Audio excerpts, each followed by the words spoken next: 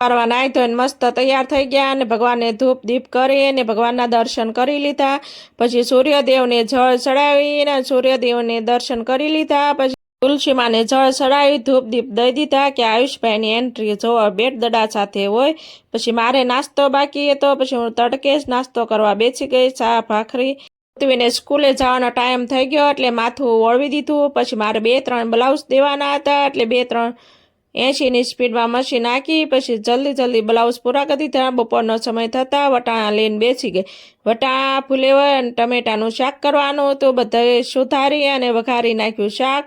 અને ક્યાં શેરીમાં આવી ગયો ટેમ્પાવાળો ફેરવ્યો એટલે હું ગઈ છું વેચે છે, પણ હું આવ્યું છે લઈ લીધું શાકભાજી। જલ્દી રોટલા કરી નાખ્યા અને આપણું શાક સડીને તૈયાર થઈ ગયું હતું કે ઋત્વી આવી ગઈ હતી અને ઋત્વીનો આયુષ એક બાજુ આ અને એક બાજુ ઓલ્યો। અને પછી હું પણ બપોરા કરવા બેસી ગઈ અને તમે પણ બપોરા કરવા આવી જાઓ। અને નવી સિઝનના બોર કોને કોને ખાધા છે કોમેન્ટ કરજો। અને સરસ મજાના બોર ને કે આયુષને મેં ખાઈ લીધા બોર અને સાંજ પડતા અને આખા રીંગણાનું શાક બનાવ્યું હતું। અમારો વિડીયો પસંદ લાઈક કરો, શેર કરો, સબસ્ક્રાઇબ કરો, બાય।